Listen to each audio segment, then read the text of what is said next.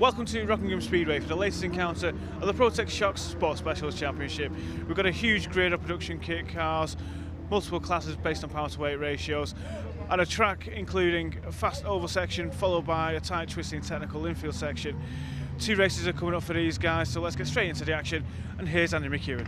Thank you, Anthony. Cars lining up on the grid, but they're not all there because poleman Martin Gambling is a non-starter. That leaves Matthew Booth on his own on row 1 ahead of Darren Berris and Rob Johnston and John Moore and Stephen Ward. Nigel Brown, Marcus Roskill, Liam and Leighton Norris round out the top 10 on what was originally a 20-car grid, rounded out by Peter Robinson and Andy Hiley. But big drama for Martin Gambling, 2nd place in the Class A points coming into this round, qualified on pole, but will not take the start. The rest of the cars are there though. Matthew Booth has the opportunity to take off from the front row all on his own, and as the lights go out it will be the Brands Hatch race winner who gets a decent start, but the best start appears to be Rob Johnston, the orange machine up the middle. Around the outside comes John Moore. Some of the Class B competitors getting themselves all a little bit bottled together as they go through turn 1 for the first time. And the Protech Shocks Sports Specials underway here, rocking with a 3-way battle for the lead down towards the Dean hairpin. Booth on the inside. On the outside was, who is that? I think that is John Moore, isn't it? And coming up the middle there was Darren Berris in the blue car, and Darren Berris gets 2nd place away. He might even be able to challenge for the lead down through Yentwood. On board with Ollie Samways there in the midfield, got someone off, someone pointing the wrong way. Oh, it's all gone wrong. That might have been John Moore again, pointing the wrong way, and that's Berris. So Berris off. So yes, I think it is Berris and Moore who have got tangled together at Yentwood for the first time. And does that therefore mean that Matthew Booth has been handed the race lead? I think he has. Down through the Piff Paff and Curb who go for the first time. Number 44 there is Marcus Roskill, and just in front of him, going quite slowly there it would seem, is Nigel Brown, and he's going to lose potentially a position there. The car's struggling through the corners, but then actually has decent straight line speed, pulls back away from the 71 of Leighton Norris. Leighton Norris, who is 2nd in the Class B Championship behind Liam. But Liam in car number 61 also involved in this battle, on board with Ben Coles now, the FRS Arrow. Then hits the brakes down towards Tarzan. It's all getting very congested in front of us. Look on this opening lap of the race. The slowest corner on the track, back along the school straight, and pull up alongside, trying to gain a place here on the outside line of Liam, that was, down into the Brook chicane. It's all very congested behind Nigel Brown, who will try and use the superior horsepower of his Class A machine to get away from some of the Class B cars behind him. So through to the completion of the opening lap there, Matthew Booth, I can tell you, did lead them across the start-finish line for the first time. This is all the battling that's going on behind them, and very intense it is, as there you see the recovering Darren Berris in the blue number 40 car. As they go down into the Dean hairpin then, and he goes up the inside again. He'll gain another position now at the expense of Leighton Norris. So Leighton Norris will try and cut back in front. Of course, he's battling the white car a couple of places back. Liam for the Class B Championship lead, just 11 points between them, as they turn back down through the two 90-degree right-handers at Yentwood and Chapman. We last covered this championship at its opening rounds at Brands Hatch. Well, since then they've had another 2 races at Mallory Park. The first one won by Martin Gambling, the second by Rob Johnston, meaning we've had 4 different race winners from the first 4 races of the year, in Class A that is. In Class B, it's been equally competitive actually, but Liam arrives here, as I said, 11 points clear in the championship over this man Leighton Norris, who dives up the inside of Marcus Roskill there. Marcus Roskill is 4th in the Class B points. So it's definitely the Class B cars that are providing most of the entertainment in the early going here. In Class A, Rob Johnston, has a 13-point lead over Martin Gambling, but of course Gambling did not take the start. Matthew Booth, however, is only 5th in the championship, so he stands to gain potentially from this non-start for Martin Gambling. Matthew, of course, has had good pace, but not always had the look on his side thus far this season. We'll focus on him in a moment or two. For now, the entertainment is all amongst the Class B ranks, and you can see there is that car still separating Leighton Norris and Liam. That car being 44 of Marcus Roskill, the Silver Phoenix, which is running within Class B, so 2nd place in Class B at the moment in this race. Oh, breaks down to Dean. Oh, and Roskill really late on the brakes there, and actually close enough nearly to attack Leighton Norris for the position, but Leighton just about gets the car into the corner in front. Back through Yentwood they go. see Liam, white and black car, wiggling his way through Yenwood and Chapman Curve, the only low cost in the race actually this weekend. Of course, there is a separate low cost championship for 750 Motor Club, but the low cost car eligible to race in this championship as well, so why not get a bit of extra mileage under his belt, competing in 2 different championships this year is Lee, with the same car, and that's again great value for money, these cars, and you can race a lot of them in various different series across both the 750 spectrum and indeed the wider motorsport world in the UK. It looks as though Marcus Roskill has certain parts of the circuit where he's quite strong, but then others where the cars around him are a little bit quicker, and he's just finding it difficult to establish any sort of a rhythm here. He's having to defend into some corners from Liam and attack Leighton Norris into some others, and he's just not really getting into any sort of a rhythm. Back out of Brook in towards the end of another lap. Right back on board further back in the field, and you can see there again the different multi-class racing, but of course even within the separate classes the regulations are fairly open, so get some cars that are quicker in a straight line and some that are better through the corners, but it does produce good racing. You see there Liam has lost another place now to the recovering John Moore, I think that is, as Marcus Roskill dives on the inside of Leighton Norris, takes the place away, but then runs a bit wide. Leighton will try and get the cut back, and that puts him back alongside it. But it's the outside line. Roskill comes back at him, locks up, goes straight on. It's all getting a bit dicey here now. Norris comes back up the inside of him and into the right-hander and Chapman. I think he's going to retake the class lead. Yes, he does. Roskill, beg your pardon, turns back in and holds on to the lead, but this is a tremendous scrap going on here for the lead in Class B, and you do sense that for John Moore, he just wants to get out of this because he's a Class A car number 6. So he heads down into Gracelands, has a look up the inside, and he will get the place back, so gets himself ahead of Leighton Norris, who not that long ago was leading the class. He's now down to 3rd because Liam has gone through as well.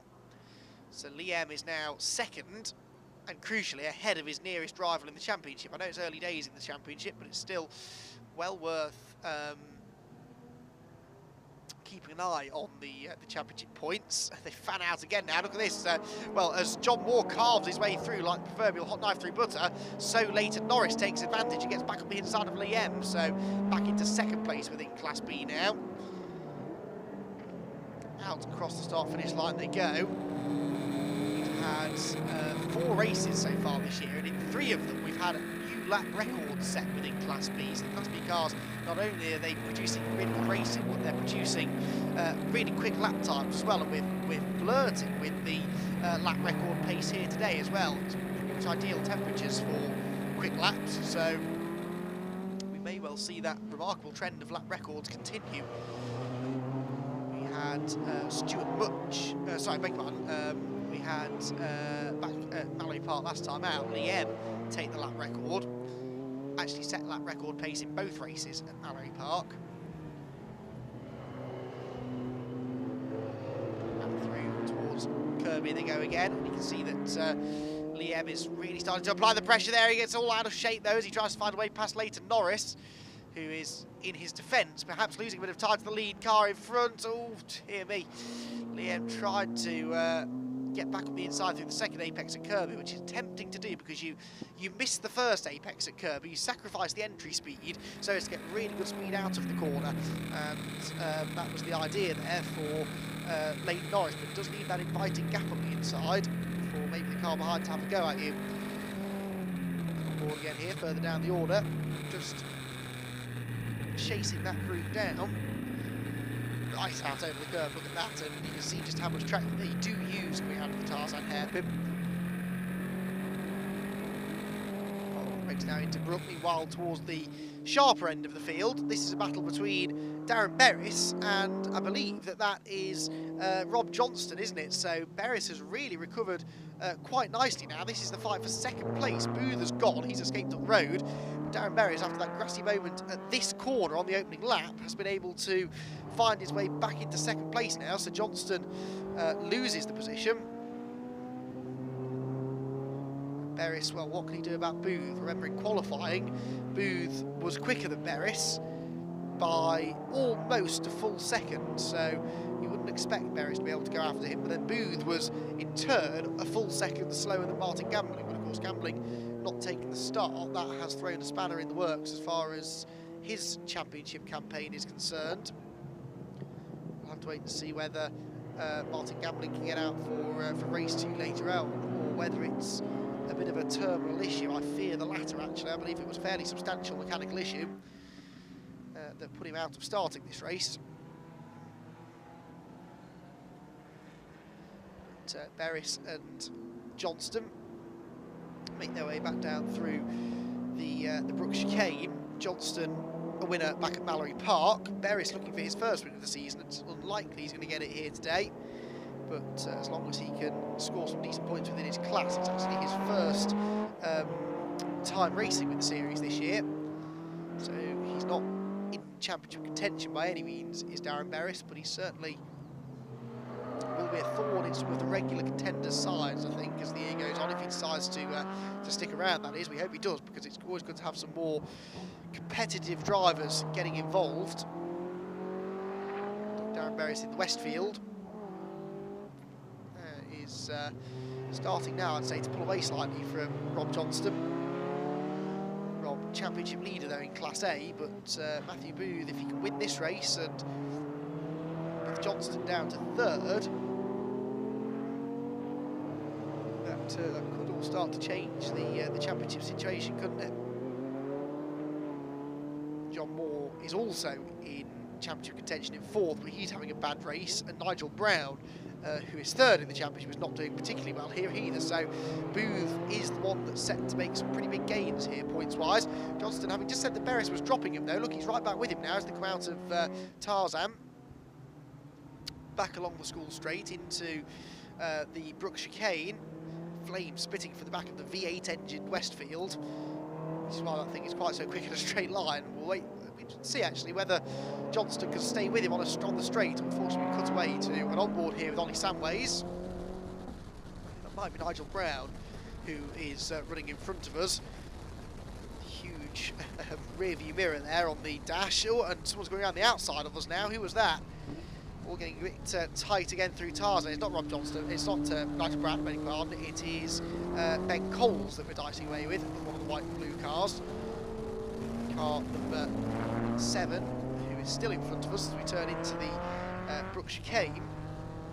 Not entirely sure who that was trying to get past us. It might possibly have been Martin Haywood in the blue car, in fact I think it was, who was up alongside going down into Tarzan that time. Meanwhile, back at the sharp end, and you can see there that Rob Johnston just can't quite keep with Darren Berris at this stage, so looks like Darren is going to come home in second place, barring any late disasters, as we creep towards the end of this 13-minute +1 lap encounter. Probably one more lap to go, I'd say, after this one, as there is Matthew Booth. Easy to forget about the MK Indy that's out there, but it is dominating proceedings at the moment in the sports specials here at Rockingham, and he could be about to become the first 2-time winner of the season. Won the second race at Brands Hatch, which we covered earlier on in the season, but it looks as though this one's going to be a little bit more comfortable. Across the line it goes. One more lap to go, and Matthew Booth unheaded really, because it's not an enormous field here this weekend, and because it's quite a long track at Rockingham. I don't think he's really going to have that much in the way of back markers to deal with. There is a back marker just up the road we caught a glimpse of there coming out of the end, but I don't think Matthew Booth is quite going to get there, so and if he does, the speed difference should be enough to just carry him straight through. So Matthew Booth, half a lap away now from victory in round number 5 of the Protech Shocks Sports Specials Championship, and he'll be looking now to try and do the double. The second race grid is decided based upon the second fastest lap times from qualifying, so again Matthew Booth set the second fastest time, as he did to line up second on the grid for this one. But if we don't have Martin Gambling out there, then it could be another fairly uncontested run to victory for Booth, barring any dramas of course. Looks like it's Sylvia Much in the purple number 79 MEV who is the car that could go a lap down, but I'm not convinced Booth is quite going to get there. I think he'll probably just throttle back and take it easy. You can see he's not a million miles away from Beres and Johnston though, but then Matthew has definitely eased the pace off slightly as the race has gone on. 1:37.08 is his fastest lap, and that will be the fastest lap of the race. And he's also going to become the first man to win 2 races in 2018. Matthew Booth wins race number 1 here in Rockingham in fairly comfortable fashion. Over 4 seconds is going to be the margin back to Darren Beres in second, and Rob Johnston, who comes home in third. Confirmation of that result then: Booth, Beres and Johnston, your podium finishes. Then it's Stephen Ward and John Moore, Nigel Brown and Marcus Roskill, and it was Roskill who took the Class B victory. Then it's Leighton Norris, Liam and Ollie Samways who round out the top 10. Then Martin Hayward, Martin Buckland, Bridget Smart, Alan Robinson, Alex Claridge and Sylvia Much, whilst Ben Coles and Andy Hiley were both non-finishers. Matthew, firstly, congratulations, but you nearly lost it all on the first corner.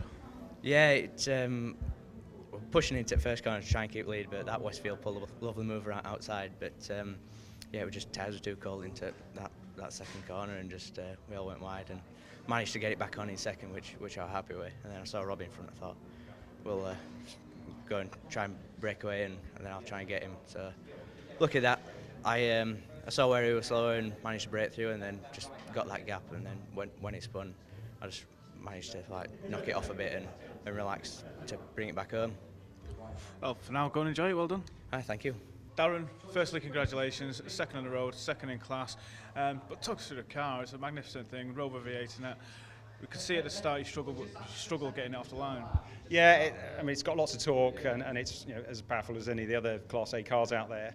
And it's getting the wheels to turn without just spinning everything away has been a challenge for a little while. I haven't quite nailed my starts yet, and obviously on a competitive grid like that has an impact of where I end up going into the first corner.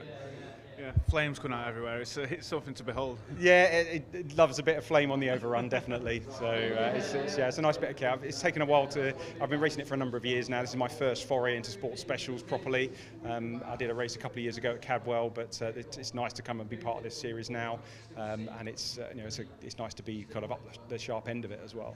Yeah, it's a fantastic championship to be in. What can we expect from you for race 2? I think more of the same, hopefully a better start, and I got into the first corner and I was right up at the pointy end with the other 2 guys. Unfortunately, the car, when we got to this through the hairpin and up to the first right-hander, I stood on the brakes and kind of not a lot happened, and I went out and across the gravel and ended up about halfway down the field. So it was a spirited drive, shall we say, to try and get back up again. I think the gentleman who finished third had I was only catching very slowly. I didn't think I'd catch him before the end of the race, but he had a couple of out-braking himself moments and enabled me to close on him and then get past. So it was a fortuitous second place. I was expecting after my off to a best third, maybe down from that, but really pleased that I was able to bang in some really good laps and get myself back up to second place. Well done. Thank you very much. Well, Rob, you managed to miss the carnage at corner 2. You were in the lead for a couple of laps, but you couldn't keep Matt behind him. No. Matt's car is a lot more nimble on the infield section than ours, and we were just carrying a bit of a brake problem today. We had it in qualifying, and it showed itself again in the race. So that ultimately led to the mistake where we had the spin. So that's what threw us the race, really. It's a fine line, isn't it? Winning or losing. It can be, yeah. Well, third place isn't too bad after all that. No, third's good. Points are there. Lee finished third in Class B, so that pretty much levels the score. So yeah, I'm quite happy. So. All to play for in race 2. We'll try again. We're going to do some work on the car overnight and try and get things improved. Fantastic. And with Rockingham, the fast oval section and obviously the infield section, how important is the car setup? I've always said it's a track of 2 types. Obviously, you've got a very fast section which suits our car. Our car's not so much nimble in the sort of second gear stuff, where the 7 style cars are a little bit more nimble through them. I will. For now, go and enjoy it. Well done. Thank you very much.